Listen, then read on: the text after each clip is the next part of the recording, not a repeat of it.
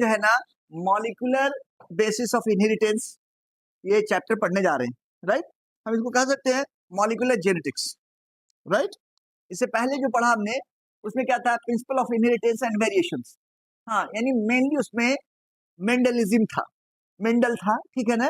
उसके बाद म्यूटेशन के बाद हमने अलग अलग थोड़े से चेंजेस देखे, राइट। यहाँ पे हम क्या देखने जा रहे हैं, मॉलिक्यूलर बेसिस का मतलब मॉलिक्यूल लेवल पे बात करने जा रहे हैं कि जेनेटिक मटेरियल जो है, जेनेटिक मटेरियल जो है उसका मॉलिक्यूल कौन है ना, वो कौन सी चीज जेनेटिक मटेरियल को डील कर रही है, राइट। तो इस चैप्टर को हम जो है यहाँ से शुरू करते हैं।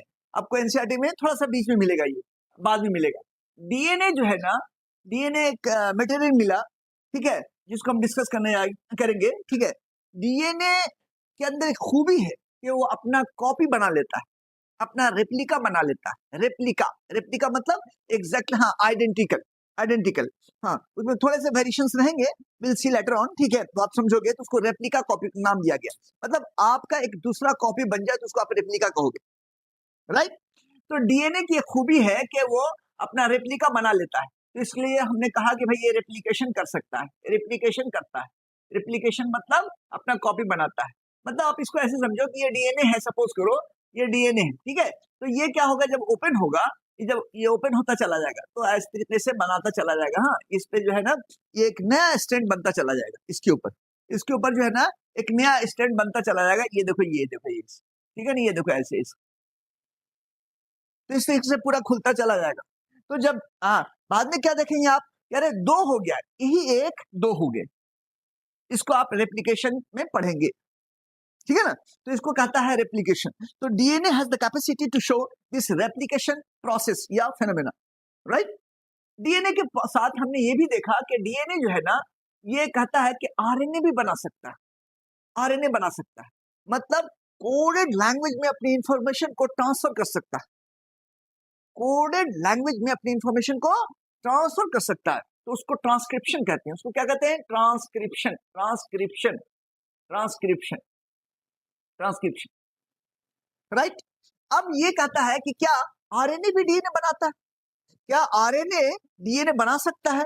तो ऐसा हम कुछ वायरसेस में पाया, जैसे रेट्रोवायरसेस, रेट्रोवायरसेस है जो एड्स करते हैं, ठीक है। तो रेट्रोवायरसेस क्या करता है कि आरएनए से डीएनए बना लेता है, आरएनए से क्या करता है, डीएनए बना लेता है, सीडीएनए कहता है, और फिर डबल स्ट्रैंडेड डीएनए में इनकॉर्पोरेट कर जाता है, ठीक है। तो यहाँ पे हम बोलेंगे रिवर्स ट्रांसक्रिप्शन, यहाँ क्या बोलेंगे, उल्टा है, रिवर्स ट्रांसक्रिप्शन। ट्रांसक्रिप्शन कैसा बताओ, रिवर्स, रिवर्स। इसको टैमिन नाम के साइंटिस्ट ने देखा था, हाँ, उसको टैमिन नाम के साइंटिस्ट ने देखा था, उसको टैमिनिज्म भी बोलते हैं, उसको क्या बोलते हैं हमको, टैमिनिज्म, टैमिनिज्म, क्लियर है। हाँ, टैमिन नाम के साइंटिस्ट ने देखा था, इसलिए उसको टैमिनिज्म भी बोलते हैं।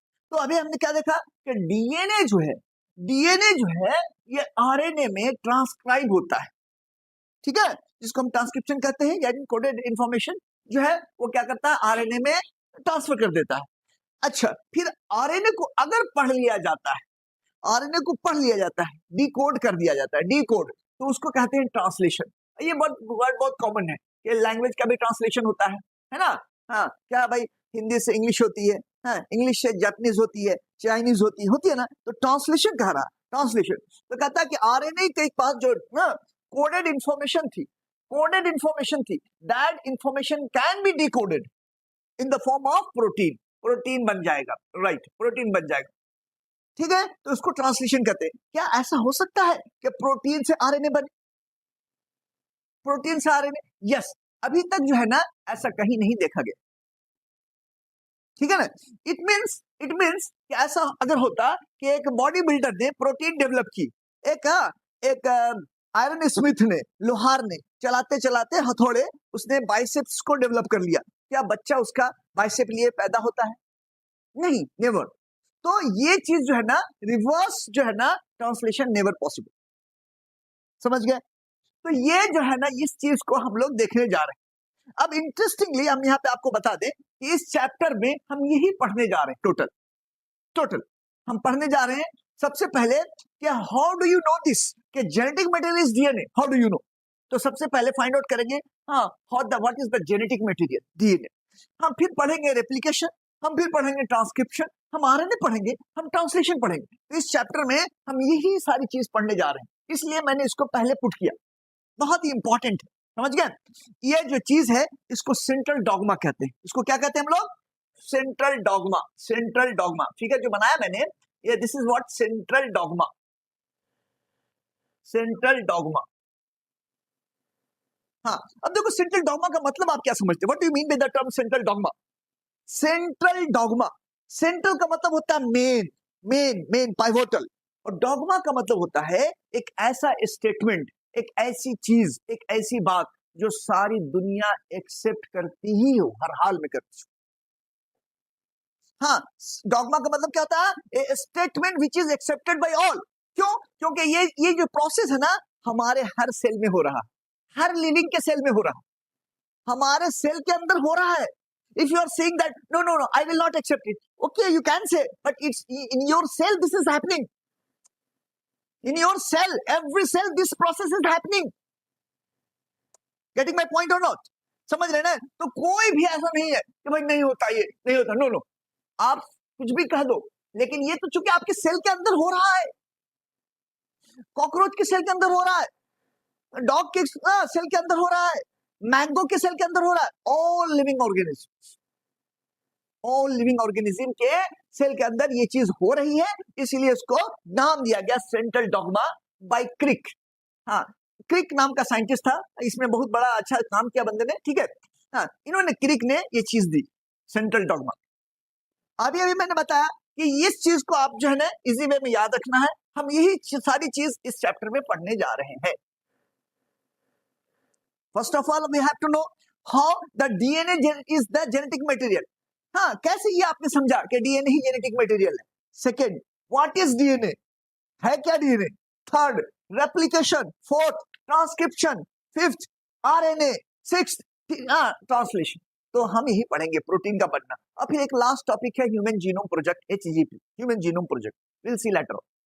ओके फाइन, ओके तो देखने जा रहे हैं कि which is the what is the genetic material. Genetic material कौन है, अब ध्यान दो, जेनेटिक मटेरियल कौन है। तो अब सबसे पहले what is the genetic material, genetic material है ना, जेनेटिक मटेरियल, जेनेटिक मटेरियल की तलाश, in search of genetic material. क्या लिखेंगे हम, इन सर्च ऑफ, हाँ in search of genetic material, in search of genetic material. ये प्लान चला, समझा, जेनेटिक मटेरियल। तो सबसे पहला एक्सपेरिमेंट एकदम इजी है, Griffiths transformation experiment, Griffiths transformation, Griffiths scientist का नाम है, Griffiths transformation experiment, transformation experiment, transformation experiment. देखो हम लोग यहाँ पे समझेंगे। देखो कहता है कि ये देखो न्यूमोकोकस निमोनिया, न्यूमोकोकस निमोनिया, ठीक है, जिसको स्ट्रेप्टोकोकस निमोनिया भी कहते हैं। क्या कहते हैं, स्ट्रेप्टोकोकस निमोनिया, कोकस निमोनिया। ये एक बैक्टीरिया है, निमोनिया एक बैक्टीरिया है जो निमोनिया कॉज करता है। इसका न्यू नेम क्या है, न्यूमोकोकस, न्यूमोकोकस। क्या नाम है, न्यूमोकोकस, न्यूमोकोकस, न्यूमोकोकस निमोनिया, हाँ निमोनिया, न्यूमोनिया, निमोनिया, समझा। तो ये न्यूमोकोकस निमोनिया, तो ये बैक्टीरिया। अब ध्यान दो, ये बैक्टीरिया जो है, अगर इसके ऊपर, इस बैक्टीरिया के ऊपर अगर इसके ऊपर म्यूकस है, म्यूकस पॉलीसैकेराइड, क्या है, पॉलीसैकेराइड, हाँ म्यूकस, इससे इसकी वजह कर ये स्लिपरी और शाइनी हो जाता है। म्यूकस अगर है, ये पॉलीसैकेराइड, ये क्या है, म्यूकस, म्यूकस, म्यूकस। अगर म्यूकस यानी पॉलीसैकेराइड है, अगर म्यूकस है, पॉलीसैकेराइड है, तो ये जो है इसको हम लोग कैप्सूल कहते हैं, और यही डिजीज कॉज करता है। क्या करता है, यही डिजीज कॉज करता है, पैथोजेनिक होता है। बोलो समझ गए, पैथोजेनिक। इसको एस टाइप बोलते हैं, इसको क्या बोलते हैं हम लोग, S type, S type, S type. हाँ क्या बताया आपको, शाइनी होगा, स्लिपरी होगा, ठीक है ना। और अगर इसके ऊपर नहीं है, अगर इसके ऊपर कोट नहीं है, म्यूकस का कोट नहीं है, पॉलीसेकेराइड नहीं है तो इसको रफ बोलते हैं, इसको आर टाइप बोलते हैं। इसको क्या बोलते हैं? R type. बोलो क्लियर है? क्लियर है?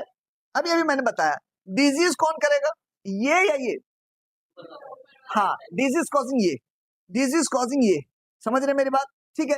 अब देखो कहता है एस टाइप, एस टाइप जो है ना, एस टाइप बैक्टीरिया को अगर आपने एस टाइप को बैक्टीरिया के अंदर क्या किया, इंजेक्ट कर दिया, इस टाइप बैक्टीरिया को आपने इंजेक्ट किया कहाँ भाई? माइस के अंदर। हाँ, कहाँ इंजेक्ट किया? माइस के अंदर। माइस के अंदर अगर आपने इंजेक्ट कर दी, इंजेक्शन में लिया और उसको आप इंजेक्ट कर दिया, क्लियर है ना?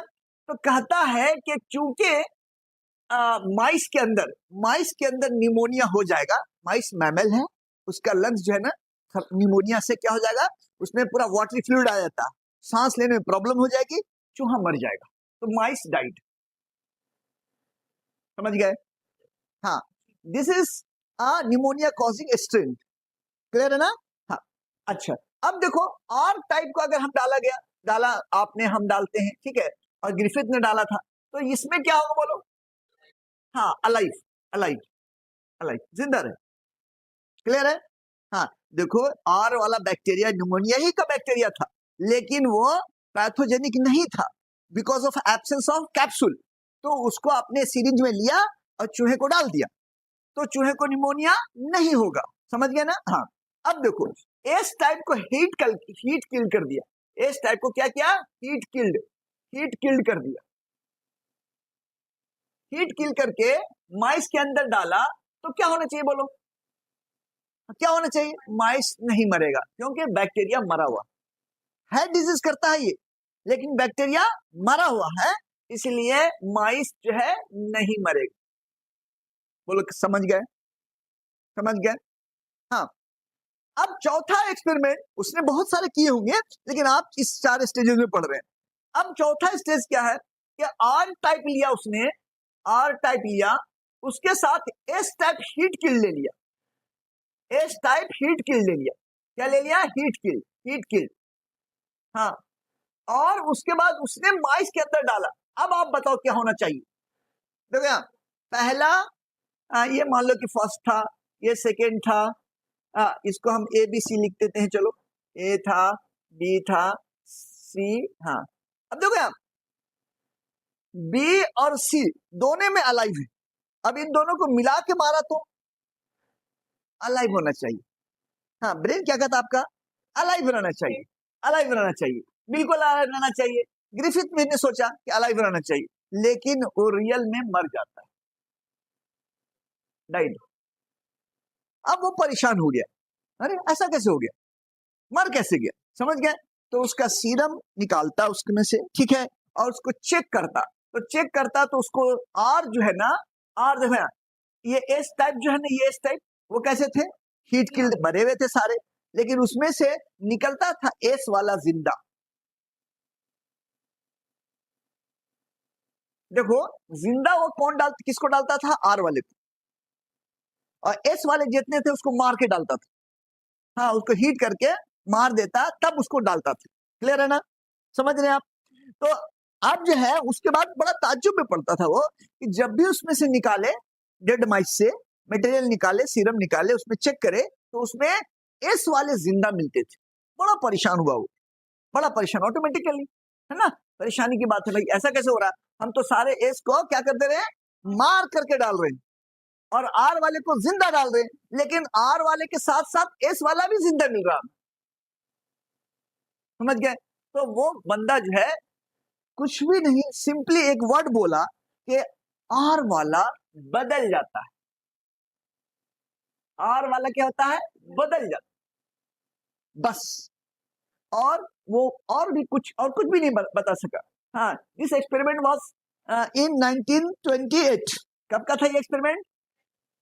1928 का एक्सपेरिमेंट था ये।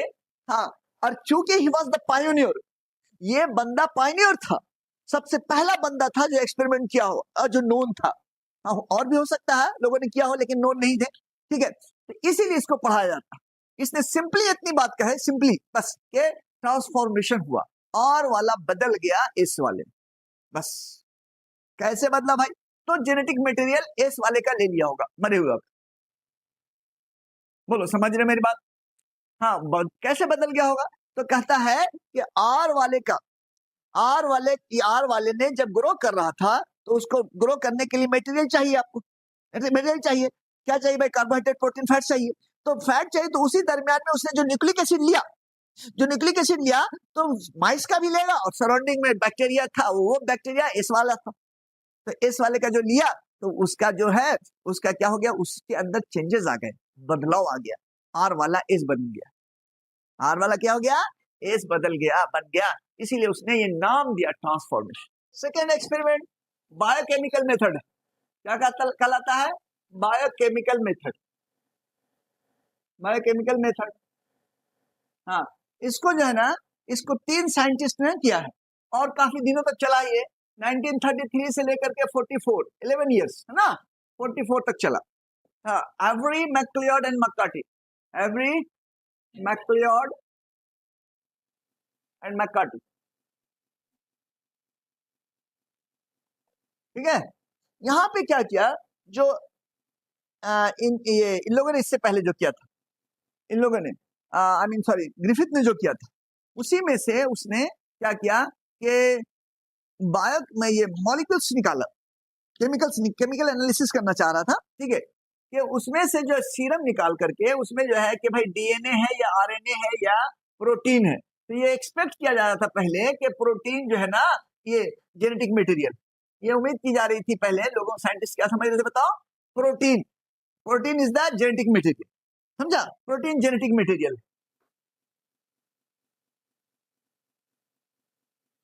तो जो चूहा मर चुका था, ठीक है, ग्रिफिथ्स का उसी तरह के एक्सपेरिमेंट को करके उसमें से केमिकल्स निकाला।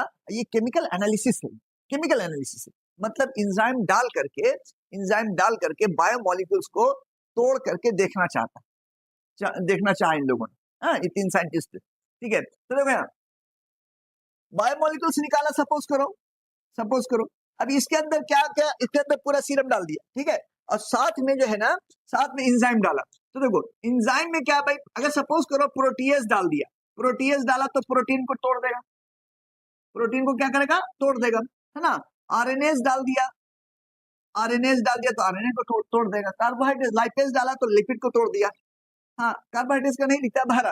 तो इसमें क्या भाई, ये ए वाला है तो इसमें डीएनए बच गया। कैसे, क्या बच गया बताओ? डीएनए बच गया, क्योंकि डीएनएस नहीं डाला। हाँ, बी में क्या किया कि डीएनएस भी डाल दिया। क्या डाला आपने?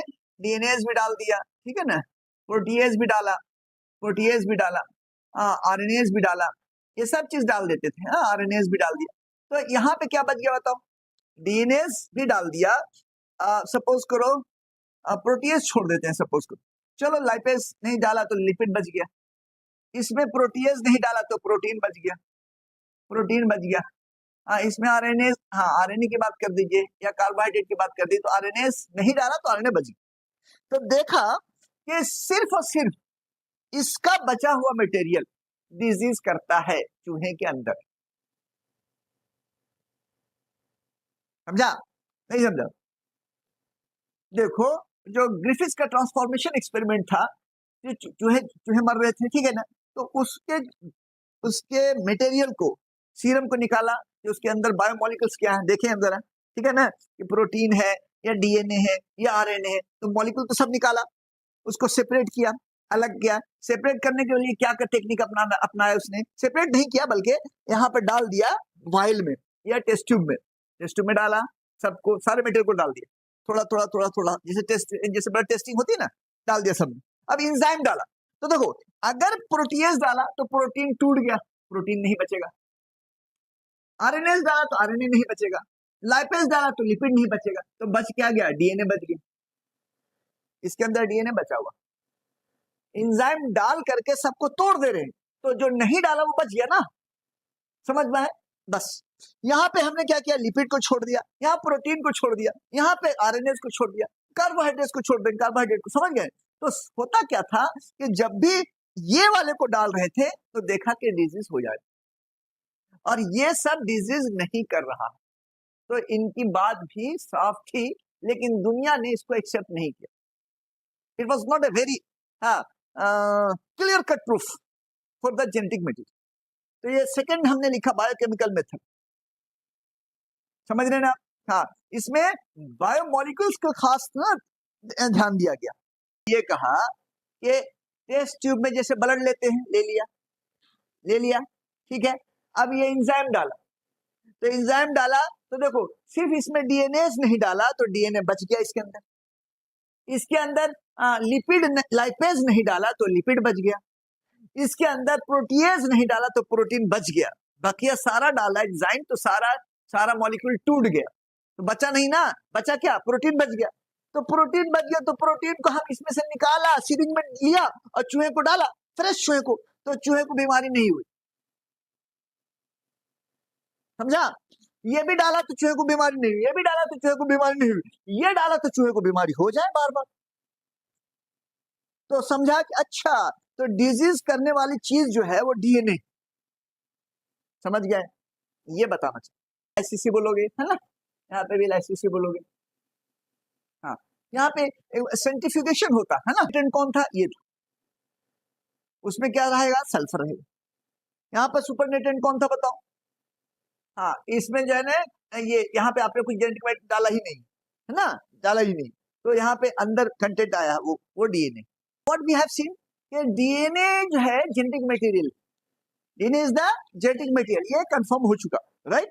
कंफर्म हो चुका। तो अब जो है ना हम लोग देखने जा रहे हैं कि यस, न्यूक्लिक एसिड जिसको कहते हैं हम लोग, क्या कहते हैं? न्यूक्लिक एसिड, है ना? न्यूक्लिक एसिड कहते हैं इसको, न्यूक्लिक एसिड कहते हैं, न्यूक्लिक एसिड। न्यूक्लिक एसिड में जो है ना दोनों चीज आ जाती है, डीएनए आरएनए, लेकिन मेन चीज हम लोग की बात किस पे चल रही है?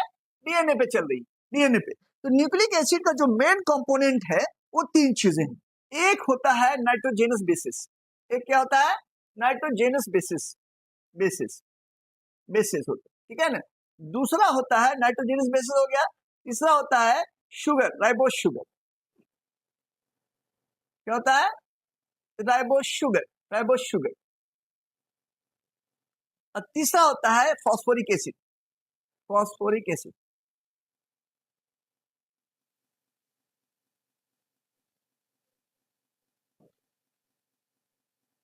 हाँ, अब देखो दरअसल यहाँ नाइट्रोजेनस बेसिस जो है ना, नाइट्रोजेनस बेसिस में कौन है भाई? एडेनिन है, गुआनिन। हाँ, एडेनिन है, गुआनिन। एक्चुअली इसको दो हिस्से में बांटते हैं, प्यूरिन एंड पाइरिमिडिन, प्यूरिन और पाइरिमिडिन। हाँ, इसमें देखो, अब इसमें क्या होता है कि इसके अंदर एडेनिन आता, गुआनिन आता, इसके अंदर साइटोसिन आता और यूरासिल आता, ठीक है? साइटोसिन, यूरासिल, थायमिन आता, ठीक है? ए जी सब्जी काटो तो खाना बनेगा, नहीं तो खाना बाहर से मांगो, समझ गया ना? ए जी, समझ गया ना? हाँ, सब्जी काटो तो खाना बनेगा, कुछ तो करो तुम, है या नहीं? कैसे देखेंगे? देखो इधर, देखो एडेनिन, याद रखो आप, यहाँ पे एडेनिन, पाई बॉन्ड को देख सकते हैं आप, एडेनिन हो गया ये एडेनिन, ये देखिए एडेनिन है, राइट? जिसमें आप याद रखना है आपको, नाइट्रोजन जो है ना, देखो दो रिंग है, नाइट्रोजन 4 है, एक बाहर है। अगर एडेनिन कहेंगे तब, अगर प्यूरिन कहेंगे तो 4 ही रहेगा, 1 2 3 4, ध्यान दो, प्यूरिन में 4 ही रहेगा, और ये एडेनिन एक है तो इसमें अमीन ग्रुप गया, अमीन ग्रुप, है ना? यहाँ पे क्या भाई? गुआनिन में भी जो है ना, यहाँ पे देखो आपके, अगर आप यहाँ पे देख रहे हो कि प्यूरिन की बात करें तो 4 इंटरनल है और एक बाहर, और ऑक्सीजन एक, कीटो ग्रुप बाहर है, कीटो ग्रुप। हाँ, अब देखो इसको कैसे याद रखना आपको कि देखो गुआनिन और साइटोसिन पेयरिंग करता है, एक दूसरे का उल्टा है, तो एक दूसरे का उल्टा है, तो देखो ये साइटोसिन देखो, चूंकि साइटोसिन पायरिमिडिन का पार्ट है तो सिंगल रिंग होगा, फर्स्ट सेकंड। अब जो गुआनिन जो आपने देखा ना, उसी का उल्टा हो गया। क्या हम लोग कैसे याद रखेंगे? देखो नाइट्रोजन जो है ना, एक छोड़ करके नाइट्रोजन रहता है, एक छोड़ के यहाँ पे रख करके यहाँ पे दिया, और इसका जो है ना नोमेनक्लेचर हम ऐसे करते हैं, 1 2 3 4 5 6 ऐसे करते हैं, 1 2 3 4 5 6 7 8 9 ऐसे करते, समझ गए? नेमिंग करते। तो देखो ये साइटोसिन जो है ना, एकदम देखो गुआनिन के एकदम सेम है, सिंगल रिंग है लेकिन अपोजिट है, यानी इन दोनों के बीच में अमीन ग्रुप था यहाँ पे, लेकिन कीटो ग्रुप बाहर था, लेकिन ये अभी क्या हुआ, कीटो अंदर आ गया। क्लियर है ना? हाँ, ये आप दिमाग में रखेंगे तो आपको याद रहेगा। साइटोसिन हो गया, साइटोसिन हो गया। अब यूरासिल में क्या होगा कि अमीन ग्रुप नहीं है, अमीन ग्रुप देखो एक भी नहीं है, कीटो ग्रुप है, कीटो ग्रुप है, कीटो ग्रुप है दोनों। और थायमिन जो है ना, थायमिन के बारे में आप कहोगे कि थायमिन जो है ना वो यूरासिल ही होता है लेकिन मिथाइलेटेड होता है। देखो मिथाइल इसमें लगा रहता है, यहाँ पे मिथाइल ग्रुप, मिथाइलेटेड।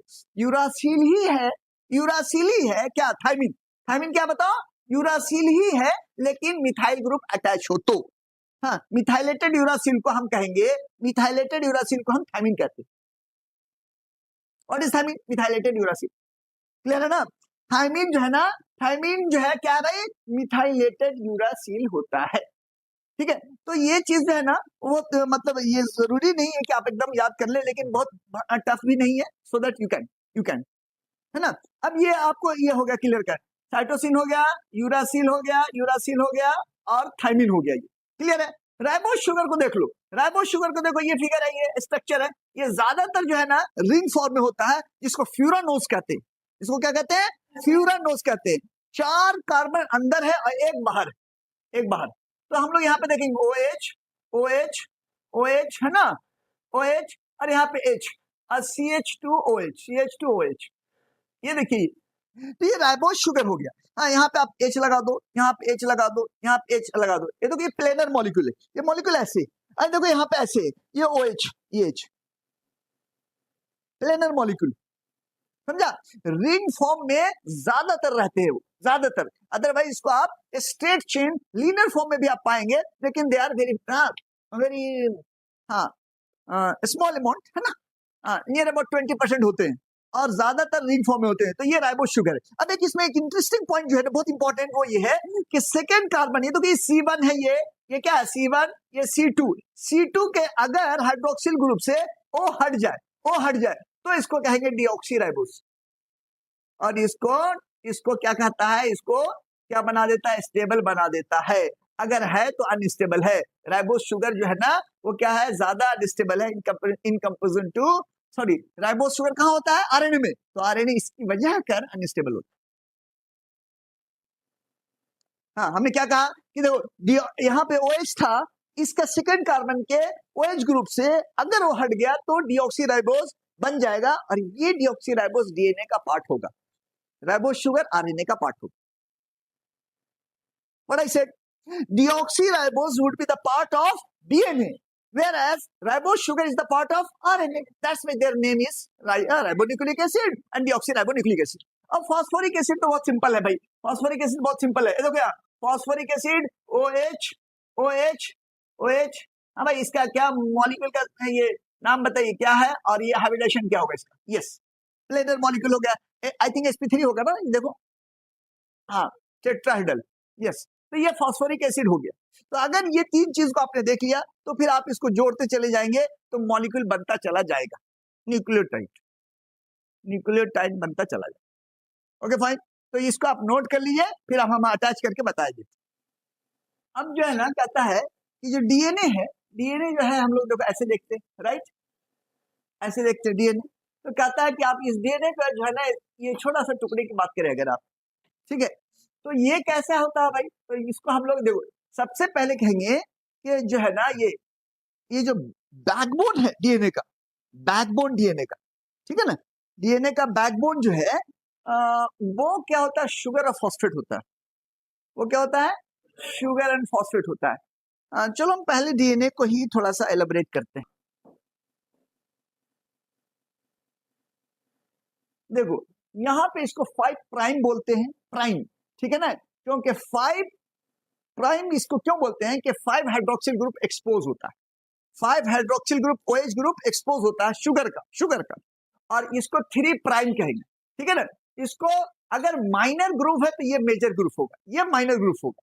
इसको एक पिच बोलते हैं, पिच, हाँ इसको क्या बोलते हैं, पिच, एक पिच बोलते हैं, पिच, ठीक है ना। इसमें जो है ना, इसमें बेस पेयरिंग होती है, देखो ये बेस पेयरिंग हो रही है, हाँ A तो T, C तो G, G तो C, T तो A तो T, A तो T, हाँ ये बेस पेयरिंग कहलाती है। ठीक है ना। तो 10 बेस पेयरिंग होती, 10। तो यहां से एक बीच इसमें जो है ना आपको याद रखना होगा कि देखो ये जो है हम लोग इसको 34 एंगस्ट्रम कहते हैं, यानी इसकी लंबाई 34 एंगस्ट्रम, समझा। और इसकी चौड़ाई जो है ना 20 एंगस्ट्रम है ना, एंगस्ट्रम, समझा। तो अगर नैनो में बदलोगे तो 3.4 हो जाएगा, 3.4 नैनोमीटर, ठीक है। और ये क्या हो जाएगा, 2 नैनोमीटर, समझ रहे, नैनोमीटर। अब देखो यहाँ पे क्या देख रहे हैं आप कि यहाँ पे 10 होगा, यहाँ पे कितना होगा, सॉरी इसमें 5 होगा, तो 5 5 कितने होंगे, 10 हो गए, 10 हो गए। हाँ, 34 एंगस्ट्रम में 10 बेस पेयर होंगे। और ये माइनर ग्रूव मेजर ग्रूव बोलते हैं, माइनर ग्रूव, क्या बोलते हैं इसको, minor groove, minor groove, groove. और इसको बोलते हैं मेजर ग्रूव, मेजर ग्रूव। कहता है कि एक हेलिक्स है, एक हेलिक्स रस्सी है, उसको आप देखा ऐसे से कर दिया, और दूसरी रस्सी है उसको आपने ऐसे से कर दिया, अब दोनों को जब मिलाया तो इस तरह से बन गया डबल हेलिक्स। तो ये डबल हेलिक्स, तो देखो आप ये हमेशा इसको ध्यान रखना है कि 5 से जो चला तो हमेशा 3 पे आएगा, और साइड वही रहना चाहिए, इधर से चला तो इधर साइड, तो हम लेफ्ट से चलाए तो लेफ्ट, है ना। तो ये 5 प्राइम होगा तो इधर 3 प्राइम होगा, 3 प्राइम होगा इधर, ठीक है। और दूसरे का जो है ना टेल होगा इधर, तो ये देखो ये राइट से हम शुरू कर रहे तो राइट ही में ले जाएंगे, ये देखो राइट में छोड़ा, ये आपको ध्यान रखना। वो भी जो है ना एक्चुअल में वो भी ऐसे चलता है, देखो ऐसे ऐसे, तो यहाँ पे बनाना पॉसिबल नहीं है, यहाँ पे बनाना वैसे पॉसिबल नहीं है, लेकिन इसको सिंप्लीफाइड फॉर्म में ऐसे बना दिया जाता है, समझ रहे आप। तो एक डीएनए का जो था हेलिक्स वो खुद ही पॉलीन्यूक्लियोटाइड, हाँ अभी हम लोग पढ़ेंगे न्यूक्लियोटाइड किसको कहते हैं भाई, अभी देखेंगे हम लोग कि शुगर और फॉस्फेट और एक ना तो एक नाइट्रोजनस बेसिस होते हैं, उसको हम लोग न्यूक्लियोटाइड कहते हैं। तो इसमें तो बहुत सारे हैं ना, तो पॉलीन्यूक्लियोटाइड हो गए, तो यहाँ 5 प्राइम टू 3 प्राइम हो गया, तो 3 तो यहाँ 5 हो गया, तो उल्टा जाएगा। अगर हमने एक का हेड पकड़ लिया तो उधर टेल होगा, और उनका जो है ना हेड है तो हमें टेल है, अब दोनों को लपेट दिया। 2 रस्सी लें आप, जस्ट टेक 2 रोप, हाँ, one is here, head is there and the tail is there suppose, and another rope has head and in your hand, है ना, and tail is with me, ठीक है। अब हम उसको लपेट दें ऐसे, हेलिक्स बना दें, हेलिक्स बना दें, DNA is just like that, DNA is just like that. हाँ, इसको क्रिस्टलोग्राफी मेथड से विल्किंस एंड